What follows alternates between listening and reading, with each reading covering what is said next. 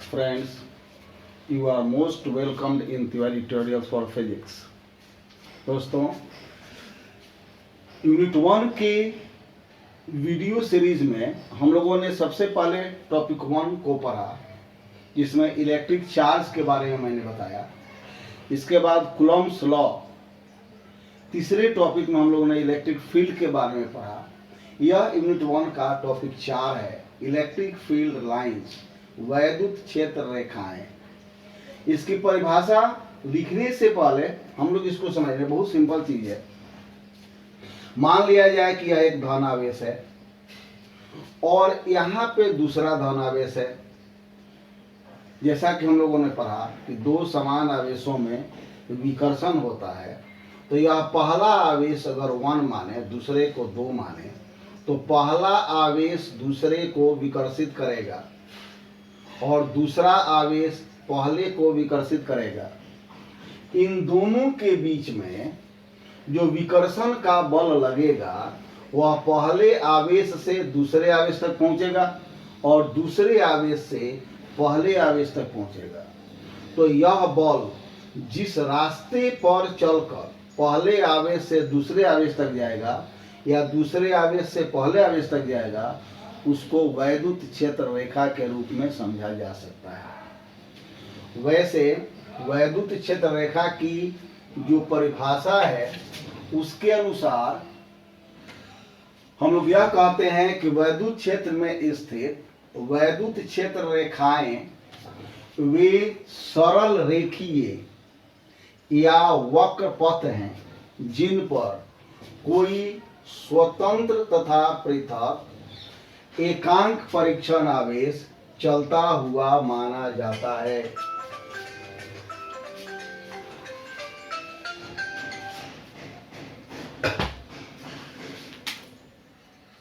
इसमें परीक्षण आवेश हम लोग पढ़े थे विद्युत क्षेत्र में कि वह आवेश जो वैद्युत क्षेत्र का परीक्षण करता है उसे परीक्षण आवेश कहा जाता है और इसको प्रायः Q0 द्वारा सूचित किया जाता है। तो कोई एकांक परीक्षण आवेश जिस सरल रेखीय या वक्र पथ पर चलता है उसे वैद्युत क्षेत्र रेखाएं कहा जाता है। वैद्युत क्षेत्र रेखाओं का चित्रण सबसे पहले फैराडे ने किया था। अब प्रश्न यह है कि वैद्युत क्षेत्र रेखाओं का फिजिक्स में क्या इंपॉर्टेंस है। तो वैद्युत क्षेत्र रेखाओं से यह पता चलता है कि वैद्युत क्षेत्र का परिमाण अधिक है या कम है, या फिर आवेश का परिमाण अधिक है या कम है। अगर वैद्युत क्षेत्र शक्तिशाली है या वैद्युत क्षेत्र का परिमाण अधिक है तो वैद्युत क्षेत्र रेखाओं की संख्या अधिक होती है और उनका घनत्व भी अधिक होता है। घनत्व का मतलब कि कम जगह में ज्यादा वैद्युत क्षेत्र रेखाएं गुजरेंगी। उसी प्रकार से अगर आवेश का परिमाण अधिक हो तो वैद्युत क्षेत्र रेखाओं की संख्या भी अधिक होती है। तो एक तरह से वैद्युत क्षेत्र रेखाएं वे सरल रेखीय या वक्र पथ है। हम लोग चित्र बनाएंगे, प्रत्येक स्थिति में वैद्युत क्षेत्र रेखा कैसे होगा, उसका चित्रण कैसे किया जाएगा, कैसे समझेंगे। लेकिन फिलहाल यह इसकी परिभाषा है और यह सबसे अच्छी परिभाषा एनसीईआरटी के बुक में भी है कि वैद्युत क्षेत्र में स्थित वैद्युत क्षेत्र रेखाएं वे सरल रेखीय या वक्र पथ हैं जिन पर कोई स्वतंत्र तथा पृथक एकांक परीक्षण आवेश चलता हुआ माना जाता है।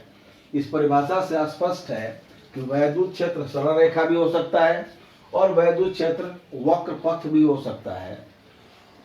और उस वक्र पथ पर या सरल रेखीय पथ पर यह माना जाता है कि कोई स्वतंत्र और पृथक मतलब अलग एकांक परीक्षण आवेश या इकाई परीक्षण आवेश एक बिंदु से दूसरे बिंदु तक चलेगा। अब हम लोग वैद्युत क्षेत्र रेखाओं की फीचर्स या उसके गुणों का वर्णन करेंगे। इसमें प्रत्येक स्थिति में वैद्युत क्षेत्र कैसे होगा, कैसे उसको ड्रॉ करेंगे, इसको हम लोग सीखेंगे।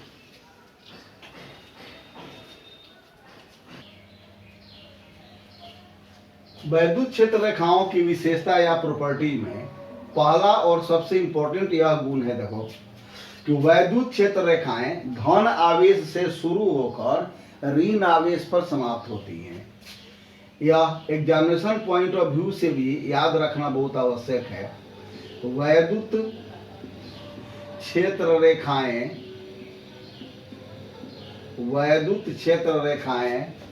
धन आवेश से शुरू होकर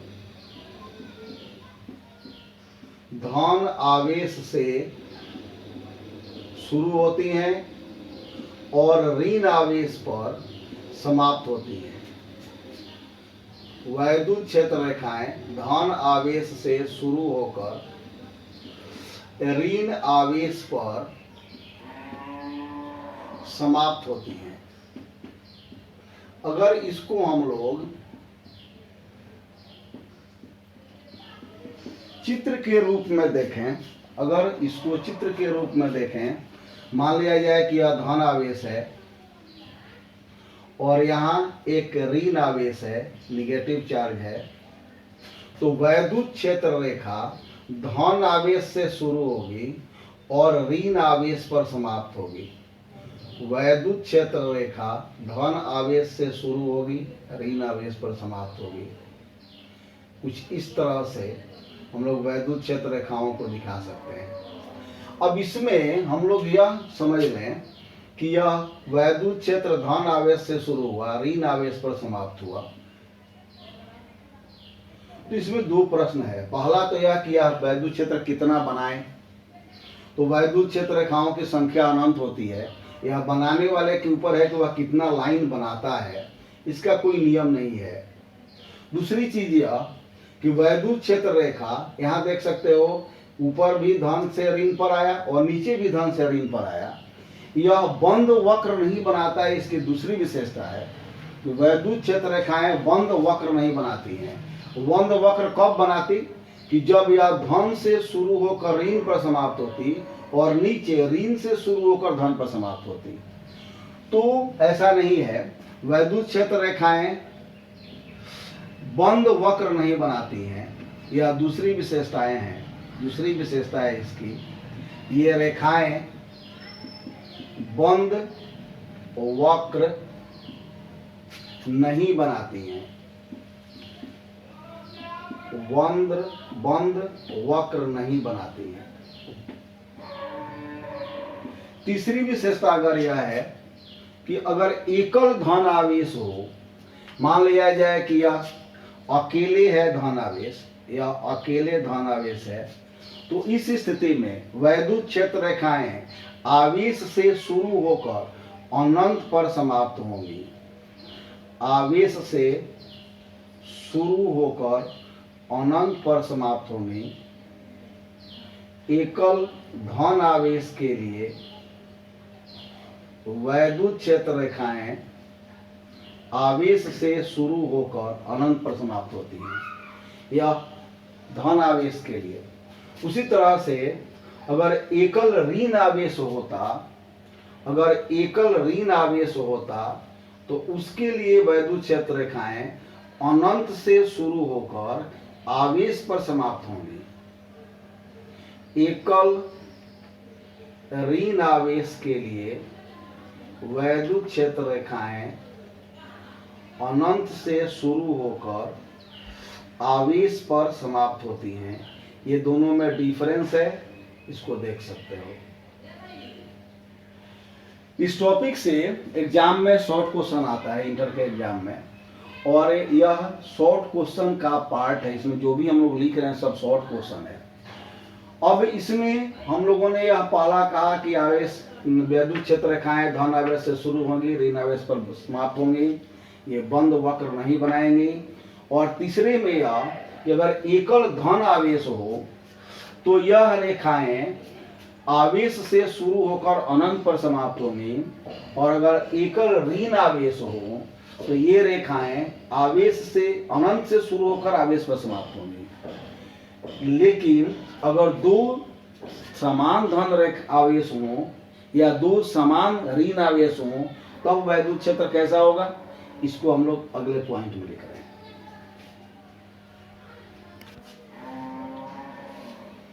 अब चौथा प्रॉपर्टी वैद्युत क्षेत्र रेखाओं का, अगर दो समान धन आवेशों का निकाय हो, जैसा कि चित्र में देख सकते हो, ये दोनों आवेश धन हैं और दोनों परिमाण में समान हैं, तो उनके लिए जो वैद्युत क्षेत्र रेखा होगी उसका डायग्राम यहाँ तक है, यह है।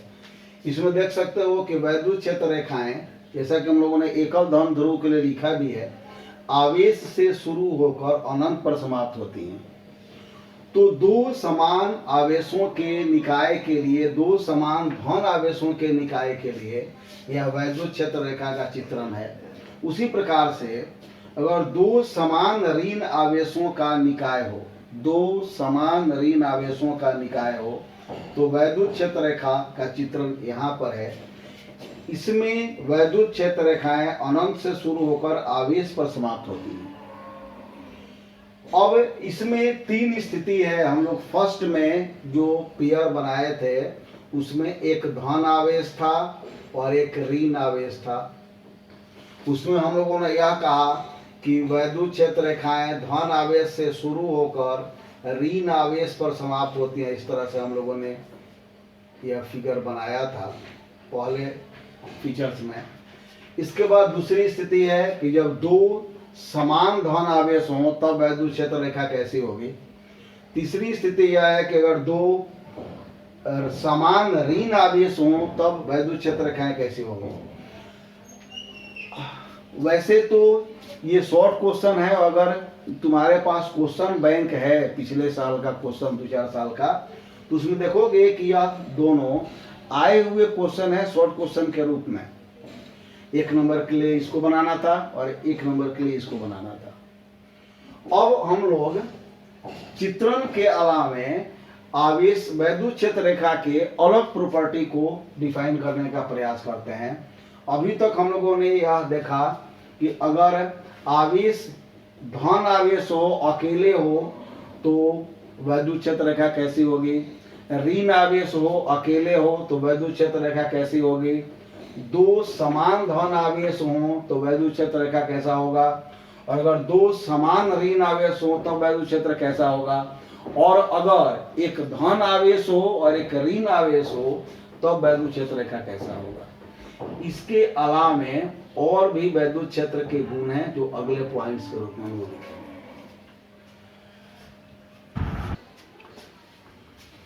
अगला जो प्रॉपर्टी है वैद्युत क्षेत्र रेखा का, तो वैद्युत क्षेत्र रेखा के किसी बिंदु पर खींची गई स्पर्श रेखा उस बिंदु पर वैद्युत क्षेत्र की दिशा को सूचित करती है। अब इसको इस तरह समझ लिया जाए कि मान लीजिए कि यह कोई वैद्युत क्षेत्र है, हम लोग को बताना है कि यहाँ पर वैद्युत क्षेत्र की दिशा क्या होगी। तो इस वैद्युत क्षेत्र रेखा के इस बिंदु पर स्पर्श रेखा खींचेंगे, यह इस बिंदु पर वैद्युत क्षेत्र रेखा की दिशा हुई। मान लीजिए कि यहाँ पर हम लोगों को दिशा निकालनी है, तो हम लोग इस बिंदु पर स्पर्श रेखा खींचेंगे, यह वैद्युत क्षेत्र की दिशा हुई। अगर यहाँ पर निकालनी है तो इस बिंदु पर स्पर्श रेखा खींचेंगे, यह वैद्युत क्षेत्र की दिशा हुई। तो यह वैद्युत क्षेत्र रेखा के किसी बिंदु पर खींची गई स्पर्श रेखा उस बिंदु पर वैद्युत क्षेत्र की दिशा सूचित करती है। यह छठा इंपॉर्टेंट प्रॉपर्टी है। सातवां कि दो वैद्युत क्षेत्र रेखाएं एक दूसरे को कभी नहीं काटती हैं। मैंने बताया है बच्चों कि क्वेश्चन बैंक अगर तुम्हारे पास है तो ठीक है, नहीं तो होना चाहिए। यह जो पॉइंट है कई बार बिहार बोर्ड और सीबीएसई में शॉर्ट क्वेश्चन के रूप में आया है कि दो वैद्युत क्षेत्र रेखाएं एक दूसरे को नहीं काटती हैं, क्यों। इसका यह उत्तर है कि दो वैद्युत क्षेत्र रेखाएं एक दूसरे को नहीं काटती हैं क्योंकि अगर वे एक दूसरे को काटें तो उनके प्रतिच्छेद बिंदु या कटान बिंदु पर एक ही वैद्युत क्षेत्र की दो दिशा होगी, और यह संभव नहीं है। इसको इस चित्र में समझ लिया जाए कि मान लिया जाए कि यह एक वैद्युत क्षेत्र है, दूसरा यह वैद्युत क्षेत्र है, और दोनों P बिंदु पर एक दूसरे को काटते हैं। अब वैद्युत क्षेत्र की दिशा कैसे ज्ञात होगी, तो 6 नंबर देखो कि वैद्युत क्षेत्र की दिशा ज्ञात करने के लिए जहां ज्ञात करना है वहां स्पर्श रेखा खींचेंगे। तो इस वैद्युत क्षेत्र में वैद्युत क्षेत्र की दिशा इधर हो गई, और इस वैद्युत क्षेत्र में वैद्युत क्षेत्र की दिशा इधर हो गई। तो तो एक ही वैद्युत क्षेत्र है, दो दिशा हो नहीं सकती है। इसको दूसरे तरीके से समझो कि अगर कोई व्यक्ति चले तो एक ही समय में वह पूरब और उत्तर नहीं जा सकता है, या तो वह पूरब जाएगा या फिर उत्तर जाएगा। तो वैद्युत क्षेत्र रेखा या तो इस दिशा में होगी या फिर इस दिशा में, क्योंकि एक ही है और एक वैद्युत क्षेत्र की दो दिशा संभव नहीं है। दूसरे तरीके से समझ सकते हो कि मान लो कि कोई दो व्यक्ति मेरे तरफ आ रहे हैं मेरे पास, अगर उनको पहुंचना है मेरे तरफ तो उनको सीधे आना पड़ेगा। अगर वे एक दूसरे को क्रॉस कर जाएं तो कभी मेरे पास नहीं पहुंचेंगे। तो इस प्रकार से दो वैद्युत क्षेत्र रेखाएं एक दूसरे को कभी नहीं काटती हैं, क्योंकि अगर वे एक दूसरे को काटेंगे तो उनके कटान बिंदु पर एक ही वैद्युत क्षेत्र की दो दिशा होगी और यह संभव नहीं है। और 8 नंबर पॉइंट है कि किसी आवेश मुक्त क्षेत्र में वैद्युत क्षेत्र रेखाओं को सतत वक्र माना जाता है। हम लोग वैद्युत क्षेत्र रेखाओं का चित्रण किया है। अगर धन आवेश के लिए ही मान ले तो हम लोगों ने कहा कि वैद्युत क्षेत्र रेखाएं आवेश से शुरू होकर अनंत पर समाप्त होती हैं। तो हम लोगों ने इसको स्ट्रेट लाइन दिखाया। इस वैद्युत क्षेत्र रेखा को हम लोगों ने इस तरह से टूटा हुआ नहीं दिखाया, इस तरह से यह नहीं होता है, यह सतत वक्र है। और इसलिए भी माना जाता है, यह सतत वक्र इसलिए भी है क्योंकि वैद्युत क्षेत्र का परिमाण समान है। अगर हम लोग इसको असतत या टूटी हुई लाइन से दिखाएंगे तो प्रत्येक बिंदु पर वैद्युत क्षेत्र का परिमाण अलग अलग होगा और एक ही आवेश के लिए वैद्युत क्षेत्र अलग अलग हो, यह संभव नहीं है। तो इस टॉपिक में हम लोगों ने वैद्युत क्षेत्र रेखा और वैद्युत क्षेत्र रेखा की विशेषता या गुण हम लोगों ने देखा, पढ़ा। इस टॉपिक से शॉर्ट क्वेश्चन आता है अभी तक। पहला शॉर्ट क्वेश्चन अगर देखोगे क्वेश्चन बैंक में है कि वैद्युत क्षेत्र रेखाएं क्या हैं, इनकी विशेषताएं लिखें या इनके गुण बताएं। और दूसरी जो शॉर्ट क्वेश्चन दूसरा है वह यह है कि दो क्षेत्र रेखाएं या दो वैद्युत क्षेत्र रेखाएं एक दूसरे को नहीं काटती हैं, क्यों? बच्चों, आशा है कि यह वीडियो तुमको पसंद आएगा। इसको देखो, लाइक करो, शेयर करो, सब्सक्राइब करो और अगले वीडियो में हम लोग इलेक्ट्रिक फ्लक्स के बारे में पढ़ेंगे।